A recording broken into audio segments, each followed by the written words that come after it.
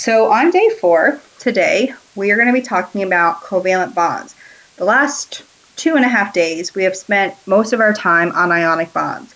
If you remember from those previous notes, an ionic bond is a bond formed between a metal and a nonmetal, where the metal loses its electrons to the nonmetal, and the metal and nonmetal become charged. They become ions with a positive and minus charge, and it's the positive and minus charges that hold that bond together. In covalent bonds are going to be between two nonmetals. As opposed to gaining or losing electrons in a covalent bond, we will see that the electrons are actually shared between the atoms. The 8 valence electrons for stability is still a goal, except that instead of gaining or losing electrons to get 8, the atoms actually share electrons to get to that octet of 8. A single covalent bond forms between two nonmetals where the electrons are shared. A single covalent bond is represented with a single black line, like down here. A lone pair of electrons is are 2 electrons on the outer shell that are not included in bonding. So for example, chlorine has 7 valence electrons, 2, 4, 6, 7, and this chlorine also has 7, 2, 4, 6, and 7. This single electron and this single electron are going to pair up and create a covalent bond. They're going to be shared between the 2 chlorines. When it does that, now chlorine has 2, 4, 6, 8, and the chlorine on the right-hand side has 2, 4, 6, 8. So with a covalent bond, you're basically double dipping those 2 electrons to count towards the octet rule for both of those atoms. This covalent bond is represented with a single line between the Cl and the Cl. A single line represents the sharing of 2 electrons between an atom, or 2 atoms.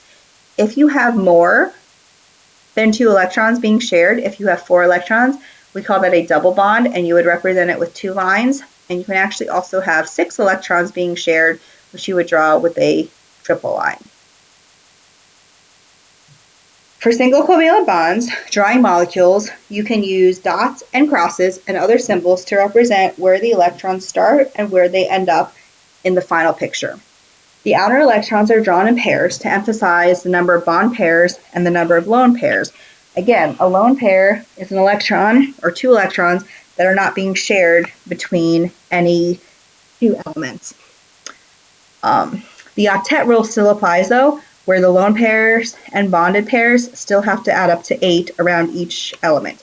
The only exception is hydrogen, which only needs 2 electrons in order for it to be satisfied.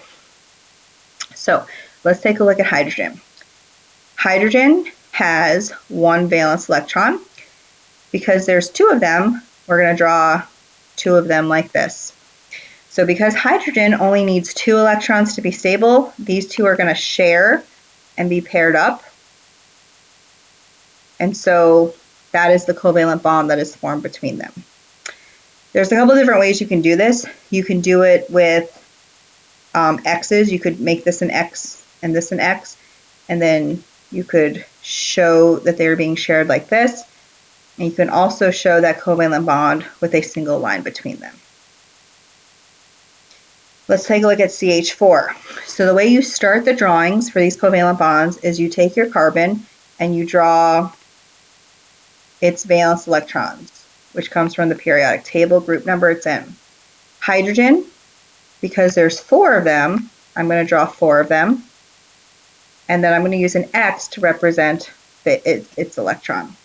So in order for the hydrogens to end up with 2 electrons around it, and the carbon to end up with 8, each of these electrons are going to pair up around each of those carbon sides. So what we'll end up with is a carbon and a hydrogen here, carbon and a hydrogen here, and a carbon and a hydrogen here. And then what you kind of want to do is you kind of want to draw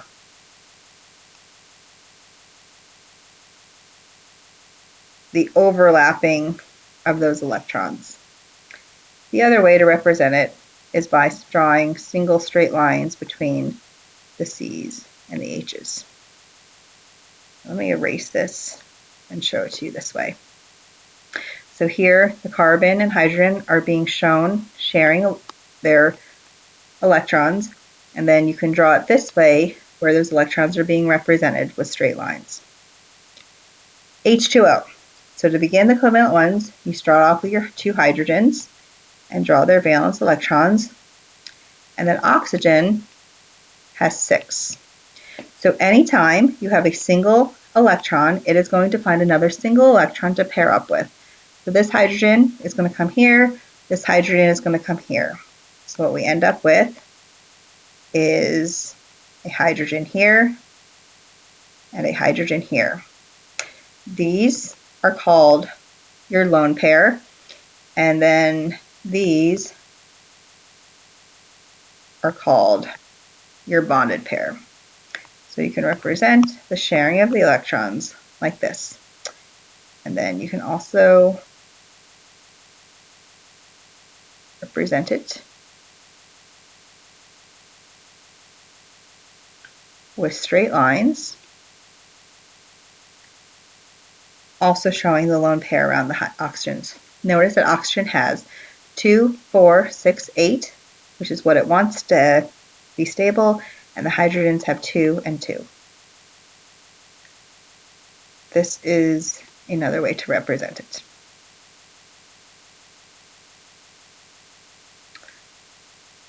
Let's take a look at NH3. So you have nitrogen. Let me just do it with the picture. You have nitrogen, which has 1, 2, 3, 4, 5 electrons coming from group 5. You have 3 hydrogens, each with 1 electron. So each one of these hydrogens is going to form a bond at each one of the 3 single sites around nitrogen, and therefore nitrogen has 2, 4, 6, 8. The hydrogens each have 2, 2, 2, and then the other way to represent it is with those straight lines. HCl, we have hydrogen with 1. We have Cl, which has 7. That 7 comes from the fact that chlorine is in group 7. This hydrogen is going to share an electron over there, and therefore chlorine gets its octet, 2, 4, 6, 8.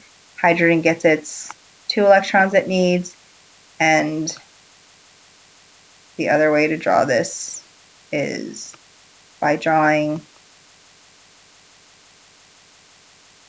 a straight line to show those 2 electrons being shared between the H and the Cl. Multiple covalent bonds.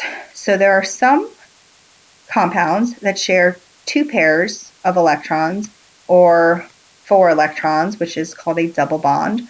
And some elements or some compounds share 3 pairs, which are 6 electrons, which we call a triple bond.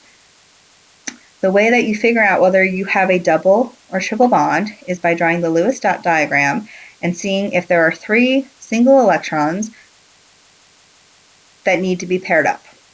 So for example, oxygen, we have 2 of them because of the subscript. So I'm going to draw 1, 2, 3, 4, 5, 6, and then another oxygen with 6 electrons as well. Notice that this oxygen has 2 single sites, and this oxygen also has 2 single sites. So in order for them to both reach the octet rule, those 2 single electrons are going to, those 2 single electrons, which are really 4 single electrons, are going to be shared in a double bond. These electrons around oxygen still stay the same. These oxygens around oxygen still stay the same as well. So notice that there are 4 electrons being shared by the oxygens, and you can represent that with 2 straight lines. So the only way to determine whether something is going to have a single, double, or triple bond is to begin by drawing its Lewis dot model and then determining how many sites have single electrons that need to be paired up. This is another representation. Notice that there are single electrons here and here, so they will go on to make the double bond over here. Let's take a look at CO2. So you start off by drawing carbon with its 4 electrons, and oxygen with its 6 electrons. Let me draw the other one over here. So notice that carbon has 4 sites that have single electrons. This first oxygen has 2 sites for single electrons, and this oxygen has 2 sites for single electrons. So what happens is that carbon forms a double bond on one side with this oxygen, and it forms a double bond on this side with this oxygen. So you end up with 2 double bonds between this C and this O, and you end up with 2 double bonds between this C and this O over here. Notice that everything still has 8 electrons. This oxygen has 2, 4, 6, 8.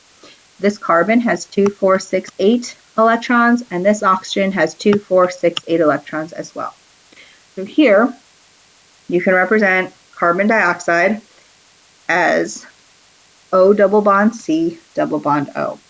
The 2 double bonds represent the sharing of 4 electrons on each side of the carbon with the oxygen. C2H4. So you have 2 carbons. We're going to draw 1, 2, 3, 4. And let me draw this one a little bit further away. Carbon 1, 2, 3, 4. And then we have 4 hydrogens. 1, 2, 3, and 4. So here, this hydrogen will come here. This hydrogen will bond with that one. Now, if I put these 2 hydrogens over here, then there will be no place for the other carbon to bond with anything. So these hydrogens are actually going to come over here to this carbon. So now, this carbon has 2 of its 4 electrons paired up, and this carbon has 2 of its 4 electrons paired up. What do we do with these other single electrons around each of those carbons? They're actually going to form a double bond between each other. So you'll have a double bond between the 2 carbons, and then you will have single bonds between the carbon and the hydrogen. So if I redraw this so it's nice and clean, you end up with a double bond between the 2 carbons and single bonds between the C's and the 2 H's and the other C and its 2 H's. N2.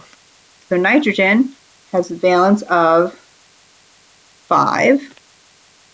There's 2 of them because the subscript tells me that there's 2 of them. So on each nitrogen, I have a lone pair. They have 3 single electrons around 3 sides. Here, I'm going to draw or end up with a triple bond. So here, I will end up with the sharing of 6 electrons around each of those nitrogens. Notice that nitrogen has 8, 2, 4, 6, 8, and this nitrogen has 8, 2, 4, 6, and 8. And you represent this by 3 straight lines like that. And here's a picture, a clean picture to show you where everything goes.